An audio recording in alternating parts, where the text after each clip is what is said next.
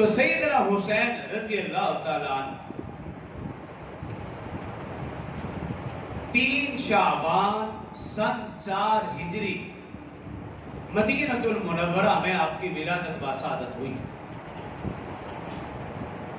آپ کی ولادت سے کچھ عرصہ قبل آپ کی چچی جان حضرت ام فضل رضی اللہ عنہا وہ رسول اللہ صلی اللہ علیہ وسلم کی خدمت میں حاضر اور آ کر عرض کی، یا رسول اللہ صلی اللہ علیہ وسلم آج میں نے بڑا ہی بھیانک خواب دیکھا ہے۔ رسول اللہ صلی اللہ علیہ وسلم نے پوچھا بھی کیا خواب دیکھا؟ عرض کرنے لگی، یا رسول اللہ میں نے خواب یہ دیکھا کہ فاطمہ کے جسم سے کٹا ہوا گوشت کا ٹکڑا آپ کی گود میں رکھا ہوا اور وہ رکھنے والی بھی میں تھی۔ رسول اللہ صلی اللہ علیہ وسلم مسکرا دیے اور فرمایا، رأیت خیرن، اے چچی جان تو نے بہت ہی اچھا خواب دیکھا ہے، خیر والا خواب دیکھا ہے۔ اس کی تعبیر یہ ہے کہ میری بیٹی فاطمہ کے گھر بیٹا پیدا ہوگا، یہ اس خواب کی تعبیر ہے۔ تو سن 3 شعبان سن 4 ہجری رسول اللہ صلی اللہ علیہ وسلم مدینہ منورہ مسجد نبوی میں تشریف فرما، خاتون جنت حضرت فاطمہ الزہرا رضی اللہ عنہا کے گھر بچے کی ولادت باسعادت ہوئی۔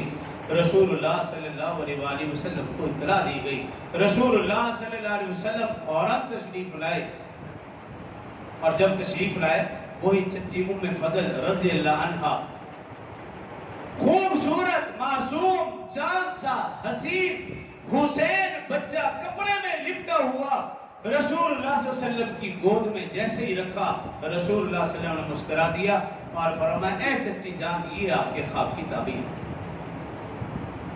اور پھر رسول اللہ صلی اللہ علیہ وآلہ وسلم نے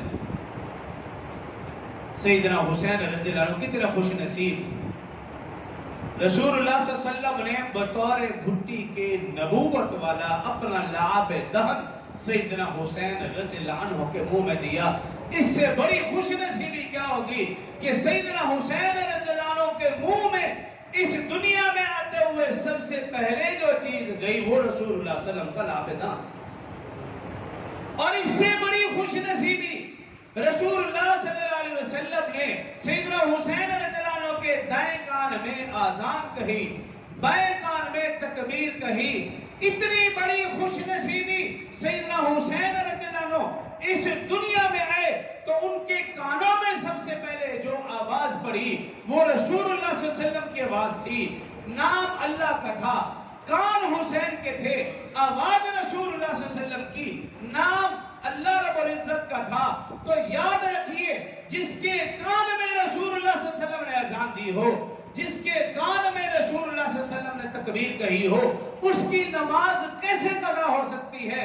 یہی وجہ کہ سیدنا حسین رضی اللہ عنہ نے تلواروں کے سائے میں اور تیروں کی بچھاڑ میں بھی سیدنا حسین رضی اللہ عنہ کی نماز قضا نہ ہوئی، جس کو علامہ اقبال نے یوں کہا، نہ مسجد میں، نہ مندر میں، نہ بیت اللہ کی دیواروں کے سائے میں نماز عشق ادا ہوتی ہے، تلواروں کے سائے میں۔ تو سیدنا حسین رضی اللہ عنہ کی ولادت باسعادت ہوئی۔ حضرت ام فضل رضی اللہ عنہ فرماتی ہے، رسول اللہ صلی اللہ علیہ وسلم اس نو مولود نواسے کو رسول اللہ صلی اللہ علیہ وسلم اٹھائے ہوئے ہیں اور دیکھ کر مسکرا رہے ہیں۔ رسول اللہ صلی اللہ علیہ وسلم کے چہرے سے مسکراہٹ بکھر رہی ہے، رسول اللہ صلی اللہ علیہ وسلم کے دندان مبارک بھی نظر آ رہے ہیں، اور میں دیکھ رہی ہوں، میں بھی خوش ہو رہی ہوں رسول اللہ صلی اللہ علیہ وسلم کی خوشی سے۔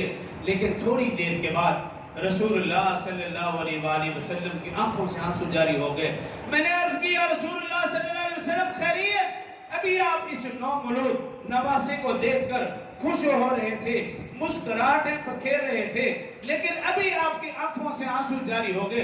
رسول اللہ صلی اللہ علیہ وسلم نے فرمایا، اللہ رب العزت نے میرے سامنے میدان کارزار کا نقشہ ظاہر کر دیا، میں دیکھ رہا ہوں میری امت کے لوگ میرے اس نواسے کو شہید کر رہے ہیں۔ رسول اللہ صلی اللہ علیہ وآلہ وسلم نے ولادت کے وقت ہی سیدنا حسین رضی اللہ عنہ کی شہادت کی خوشخبری بھی دے دی۔